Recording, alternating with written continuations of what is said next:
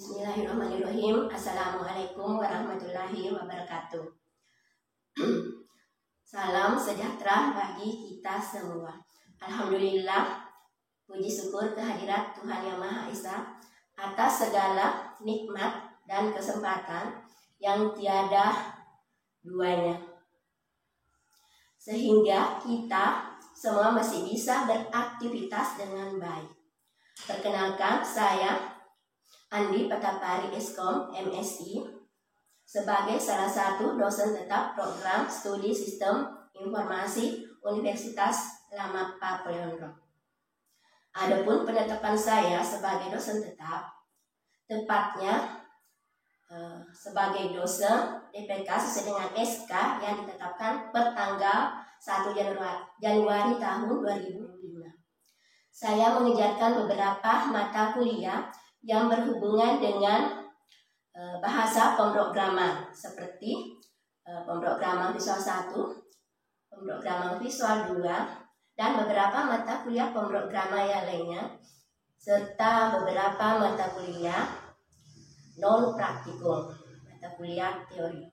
Dan tentunya sesuai dengan kompetensi bidang ilmu saya di jenjang strata S1, yaitu program studi manajemen informatika. Selanjutnya, saya akan mendeskripsikan tentang delivery, interaction, and assessment dari mata kuliah yang saya ampu. Adapun mata kuliah yang saya pilih untuk dijelaskan pada kesempatan ini adalah mata kuliah pemrograman visual 1. Pertama-tama, tentang rencana pembelajaran semester RPS untuk mata kuliah pemrograman visual 1. Dalam hal ini Visual Basic NET 2010 dengan kode mata kuliah 3KB 333 dengan bobot 3 SKS. Selanjutnya, delivery. Deskripsi untuk mata kuliah ini yaitu mahasiswa dapat menjelaskan tentang pengenalan Visual Studio 2010, elemen-elemen jendela kerja, pemrograman Visual Basic NET, tipe data, variabel, konstanta, dan operator yang dipergunakan dalam pembuatan program, serta cara membuat desain atau rancangan program, pengaturan jendela properties, pembuatan kode, listing program, object oriented programming, struktur percabangan, dan struktur pengulangan, manajemen database access, dan pembuatan tampilan report dari program. Untuk capaian pembelajaran dengan memasukkan unsur sikap, keterampilan umum, keterampilan khusus, serta pengetahuan yang sesuai dengan pembelajaran mata kuliah yang akan dicapai. Sementara CPMK yang ditetapkan ada sebanyak 8 poin, yaitu yang pertama, mahasiswa mampu menjelaskan penguasaan elemen-elemen jendela kerja beserta fungsinya, serta cara memulai penggunaan Visual Basic NET 2010. Yang kedua, mahasiswa mampu menjelaskan cara penggunaan fasilitas jendela toolbox, properties, dan cara merancang, mendesain program pada jendela home. Yang ketiga, mahasiswa mampu merancang program menggunakan struktur logika dan fungsi pengulangan. Yang keempat, mahasiswa dapat menjelaskan tentang object oriented programming. Yang kelima, mahasiswa dapat merancang program dan mengkoneksikan database atau tabel yang sudah dibuat hingga ke pembuatan relasi tabel. Yang keenam, mahasiswa dapat mengelola database access. Poin ketujuh, mahasiswa mampu mengelola database access dan mengkoneksikannya dengan program yang telah dibuat di Visual Basic Net. Yang terakhir, yang ke-8, mahasiswa dapat membuat program aplikasi siap pakai. Nah, pada pertemuan pertama akan dijelaskan tentang kontrak perkuliahan, kaitan antara visi institusi, visi program studi dengan mata kuliah yang diampu, serta pengenalan bahasa pemrograman Visual Basic Net ini. Selanjutnya, interaction. Metode pembelajaran berdasarkan kebijakan Universitas Selamat Papua semenjak pasca pandemi COVID-19 hingga sekarang, kami menerapkan metode blended learning. Untuk proses belajar mengajar PBM, kami menggunakan tatap muka di ruangan kelas ataupun di laboratorium. Untuk hal ini memungkinkan melakukan kegiatan PBM dengan tingkat interaksi yang tinggi antara dosen dengan mahasiswa. Karena hampir setiap saat saya bisa menghampiri mahasiswa yang memiliki kendala dengan materi perkuliahannya. Misalnya saja program yang error karena kesalahan deskripsi variabel, kesalahan pengaturan properties, maupun keliru dengan sintaks ataupun struktur codingnya. Sedangkan untuk share materi, pemberian tugas, dan konsultasi terkait materi teori dan praktikum, kami menggunakan Google Classroom dan WhatsApp Group. Materi yang saya siapkan dalam PBM menggunakan PowerPoint untuk uraian teori, dan materi praktikumnya saya biasanya gunakan file PDF atau langsung menampilkan jendela kerja aplikasi Visual Basic Net di layar. Selanjutnya, asesmen. Terkait dengan sistem penilaian, saya tetap berpedoman kepada kebijakan yang telah ditentukan oleh Universitas Selamat Papua, yaitu dengan total 100% dengan rincian bobot nilai kuis atau tugas itu sebesar 50%. Sementara untuk bobot penilaian UTS dan UAS masing-masing 25%. Jadi totalnya tetap 100%. Sementara syarat mahasiswa agar dapat mengikuti ujian akhir semester yaitu dengan kehadiran minimal 80% untuk sebagai syarat untuk mengikuti ujian akhir semester.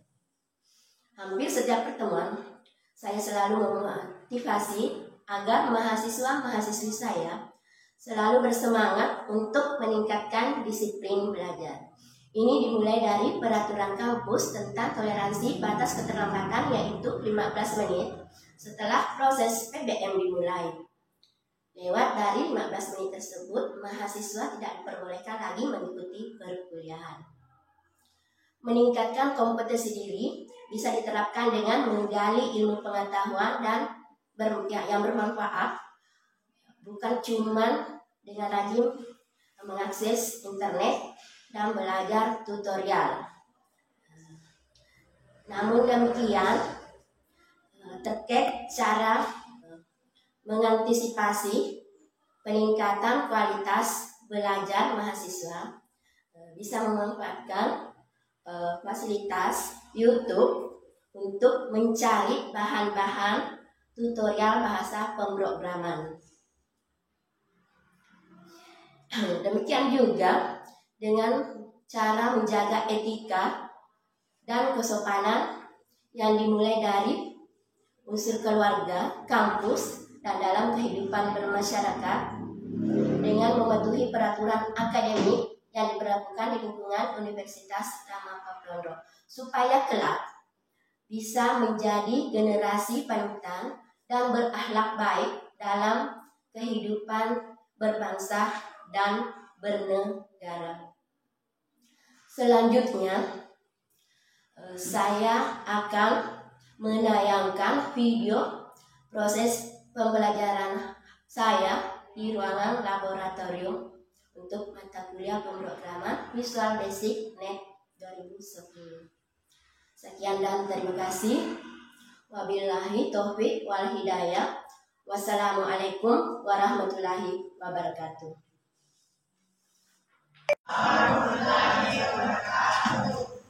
Kita sudah pada pertemuan ketiga ya untuk mata kuliah pemrograman visual 1. Untuk pertemuan ketiga, materinya itu sesuai dengan EPS. Yang ini akan membuat program ya, program sederhana yang terkait dengan penggunaan ya, objek yang ada dalam jendela boxnya ya, label, text box dan button ya. Nah, ini yang akan kita praktekkan hari ini. Nah, sekarang terkait dengan ini, karena minggu lalu kita sedang membahas ya. Pertama juga kita sedang membahas mengenai jendela ya, elemen kerja dari Microsoft Visual Basic ya. Sangka diri masih ingat jendela, elemen-elemen dan jendela VBNet ya. Elemen-elemen jendela VBNet ya. Silakan ya. Kita silakan ya. Jendela box, properties, jendela properties, lalu property, jendela sources code, yang kelima itu erroris. Ya. Nah, itu adalah beberapa jendela utama ya. Ya, dari visual ya. Oke, selanjutnya kita lihat pembahasan di atas ya. Nah, di layar tidak ada contoh program sederhana yang akan kita buat untuk praktikum hari ini ya. Nah, ini ada ketentuannya ya. Program menghitung gaji pegawai ya. Di mana yang akan kita cari itu adalah mulai dari total gaji. Total gaji itu ya, pokok nanti ada yang sudah berjalan ya. Kemudian hitung pajak, itu 20% dari total gaji yang ada. Selanjutnya ada gaji bersih ya, di mana total gaji dikurangi dengan BPH. Ya. Selanjutnya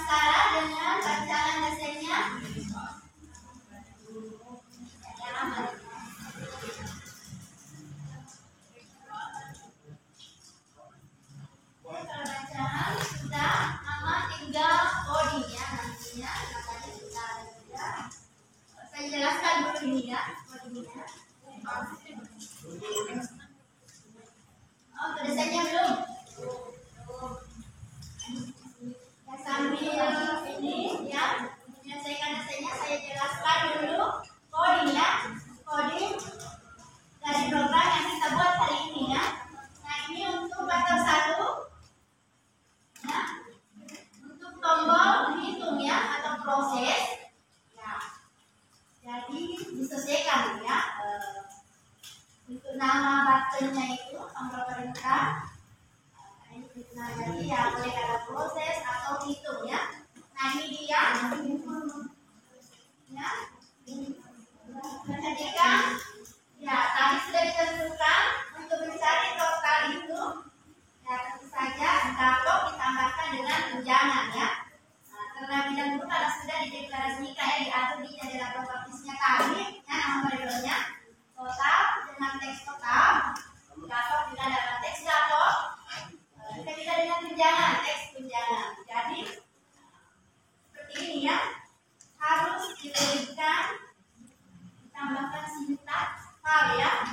Nah, dideklarasikan teks total titik teks tangan fal ya, teks dapat titik teks plus yang ditambahkan dengan teks tunjangan titik teks ya. Kemudian untuk rumus pajaknya atau potongannya itu ya, diberikan variabel dengan nama teks PPH ya. Nah, ini 20% ya dari total gaji ya.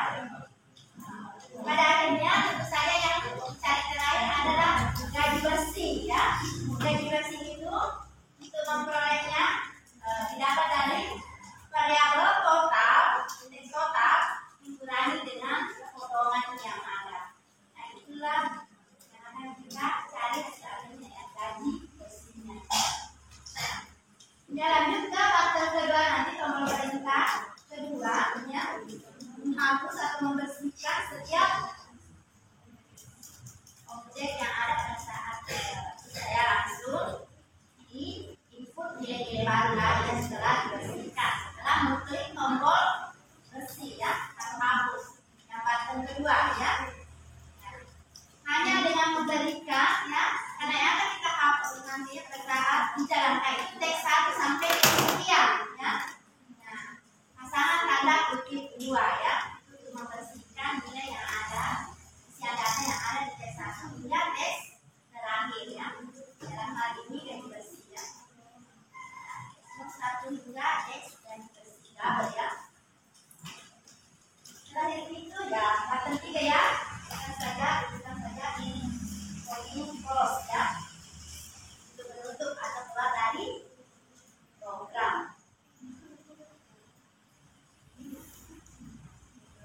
Jadi untuk praktikum sederhananya ya, kurang lebih seperti ini ya. Penjelasan dari sejak coding yang kita butuhkan untuk mencari gaji bersih dari karyawan ya.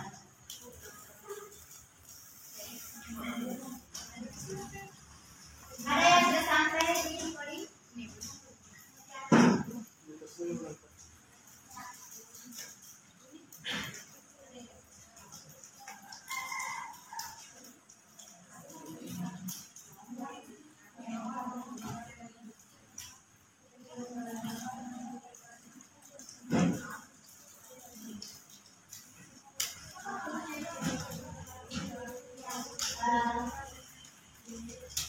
Jadi di pertemuan ketiga juga ini ada tugas ya.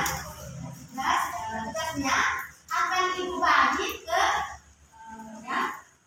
classroom kita ya. Nanti ibu share tugasnya dan saya juga nanti menunjukkan hasilnya di classroom ya.